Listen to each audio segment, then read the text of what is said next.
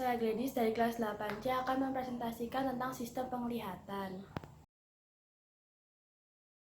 Sistem penglihatan adalah kemampuan untuk mengenali cahaya dan menafsirkannya. Bagian-bagian mata. Yang pertama adalah kornea. Kornea bagian luar bersifat kuat dan tembus cahaya. Cahaya masuk melalui kornea. Kornea berfungsi untuk melindungi bagian yang sensitif di belakangnya dan membentuk bayangan dari retina.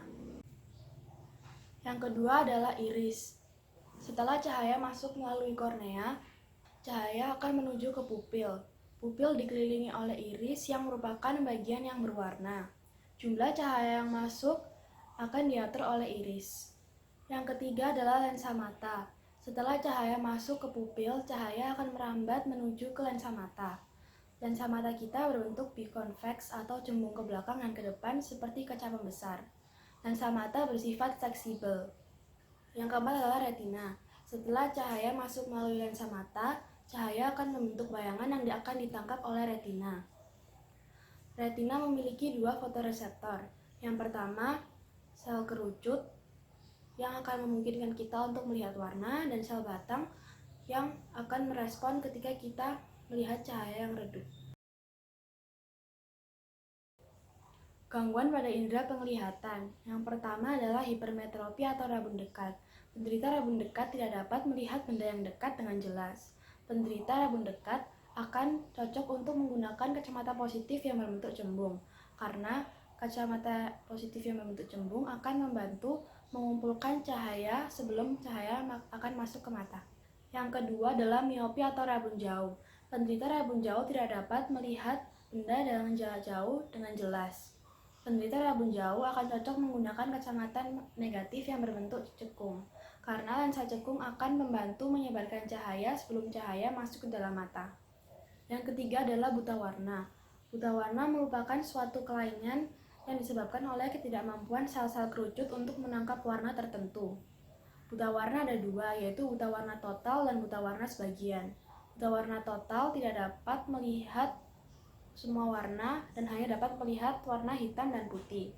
Sedangkan buta warna sebagian hanya dapat melihat warna-warna tertentu seperti hijau, merah, dan biru. Yang keempat adalah presbiopi. Presbiopi biasanya disebut juga dengan rabun dekat dan rabun jauh atau rabun tua, karena biasanya penderita presbiopi adalah orang yang sudah tua. Penderita presbiopi tidak dapat melihat benda yang jauh maupun benda yang dekat. Penderita presbiopi biasanya diatasi dengan kacamata rangkap atau lensa yang berbentuk cembung dan juga cekung. Yang kelima adalah astigmatisme. Astigmatisme atau yang bisa disebut dengan silinder adalah gangguan pada mata yang disebabkan oleh karena penyimpangan dalam pembentukan bayangan di lensa. Penderita astigmatisme atau silinder biasanya menggunakan kacamata silindris. Indera penglihatan pada serangga. Masing-masing mata pada serangga disebut omatidium. Omatidium memiliki bagian-bagian. Yang pertama adalah lensa. Permukaan depan lensa merupakan satu faset mata majemuk.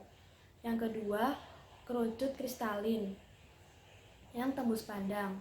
Yang ketiga, sel-sel penglihatan yang sangat peka terhadap rangsang cahaya.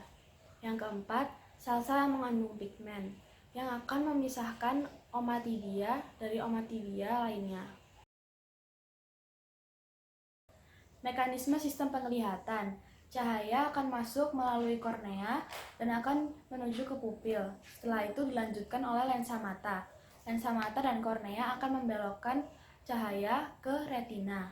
Pada retina, cahaya diubah menjadi gelombang elektrik dan akan merangsang otak. Terima kasih telah mendengarkan presentasi saya hari ini. Semoga bermanfaat.